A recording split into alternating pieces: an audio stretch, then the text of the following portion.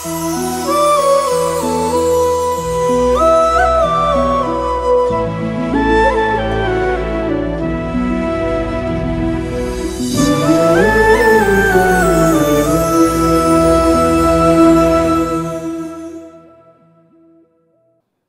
నమస్కారం. వేదికను అలంకరించిన పెద్దలు, పరమ పూజ్యులు శ్రీ చిన్నజీయర్ స్వామి వారికి, తెలుగు వాళ్ళకందరికీ ఒక గౌరవం తీసుకొచ్చినటువంటి మాజీ chief justice of India Ramana గారికి, అలాగే వేదికలను రఘురామకృష్ణరాజు, డిప్యూటీ స్పీకర్ రఘురామకృష్ణరాజు గారికి, వేదికలను ఇచ్చిన ఇతర పెద్దలందరికీ, అలాగే వివిధ రంగాల్లో నిష్ణాతులైనటువంటి కొంతమందిని ఎంపిక చేసి ఈరోజు స్వామివారి చేతుల మీదుగా వారికి సత్కరించే అవకాశం వారికి వచ్చింది. వాళ్ళందరూ కూడా అదృష్టవంతులుగా నేను భావిస్తున్నాను. ఇంతమంది ఇన్ని మంచి కార్యక్రమాలు చేసినటువంటి మూల పురుషుడు ఎవరు అంటే తెలుగు వన్ రవిశంకర్ గారు. రవిశంకర్ గారితో నాకు దాదాపుగా 20 సంవత్సరాలుగా పరిచయం ఉంది. ఎన్నో సందర్భాలతో వారి దగ్గర ఎన్నో డిస్కషన్లు ఎన్నో కూడా చేసుకోవడం జరిగింది. మన తెలుగు దురదృష్టవశాత్తు ఆంధ్రప్రదేశ్ 2 ముక్కలుగా విభజన జరిగిన తర్వాత ఆంధ్రప్రదేశ్కి క్యాపిటల్ కూడా లేని రోజుల్లో చంద్రబాబు నాయుడు గారు ఆలోచించి అమరావతిలో పెట్టాలి అని నిర్ణయం తీసుకొని రైతులకందరికీ ఒక విన్నపం చేస్తే కోట్ల రూపాయలు విలువ చేసేటటువంటి 3 పంటలు పండే 35,000 ఎకరాలు తీసుకొచ్చి ఇవ్వటం జరిగింది.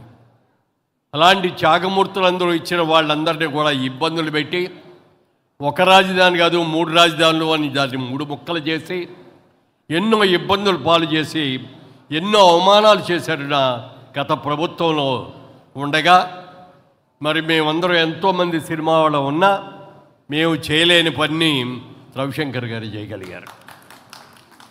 చాలా డేర్ చేశారు, ఎంతో ధైర్యం చేశారు. ఎన్ని ఒత్తిళ్ళకి కూడా లొంగకుండా ఆ సినిమాని పూర్తి చేశారు ఆయన. నిజంగా హ్యాట్స్ ఆఫ్. ఆ సినిమా చూసిన తర్వాత వారికి మనస్ఫూర్తిగా అభినందించాం. సినిమా వాళ్ళ మేము చేయలేని ధైర్యం మీరు చేశారు సార్. తప్పకుండా ఒక జర్నలిస్ట్ అనేవాళ్ళు ఎప్పుడైనా మంచిని మంచి అని పొగడాలి, తప్పుని తప్పు అని ఖండించాలి. అప్పుడే జర్నలిస్ట్ అంటే ఏమిటో దొవుద్ది.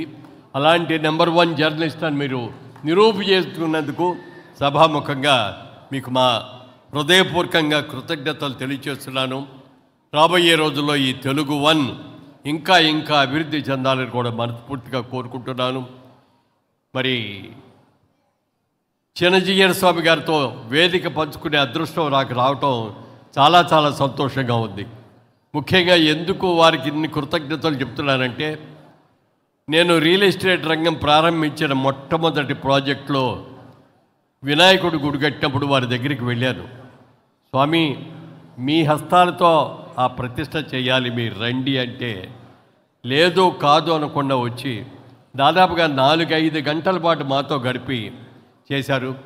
ఆయన చల్లని చేతులతో, ఆయన చల్లని ఆశీస్సులతో ఈ రోజున మీ విధంగా ఇక్కడ మీ ముందు నిలబడగలిగారంటే వారి ఆశీస్సులను మనస్ఫూర్తిగా కోరుకుంటూ, వారి ఆశీస్సులు మాకు ఎప్పుడు ఉండాలని కూడా కోరుకుంటూ రవిశంకర్ గారికి మనస్ఫూర్తిగా అభినందనలు తెలియజేస్తూ సెలవు తీసుకుంటాను. శ్రీ మురళీమోహన్ గారికి సత్కారం అందించవలసిందిగా రవిశంకర్ గారిని కోరుతూ,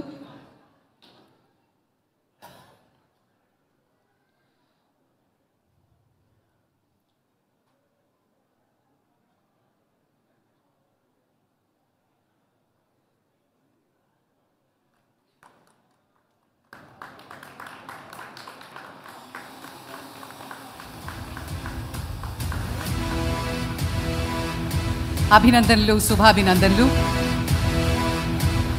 అలాగే మెంబర్ ఆఫ్ పార్లమెంట్గా వ్యవహరిస్తూ భారతీయ జనతా పార్టీలో తనకంటూ ఓ ప్రత్యేక స్థానాన్ని ఎప్పుడూ ప్రజల వద్దనే ఉంటూ నాయకుడు అంటే ఎలా ఉండాలి, నలుగురితో ఉండాలి, నడుస్తూ ఉండాలి అని ప్రతి చోట సంక్షేమ కార్యక్రమాలకి ముందుండే శ్రీ ఈటెల రాజేందర్ గారిని సందర్భంగా మాట్లాడవలసిందిగా సవినయంగా కోరుతున్నాం. ధన్యవాదాలు.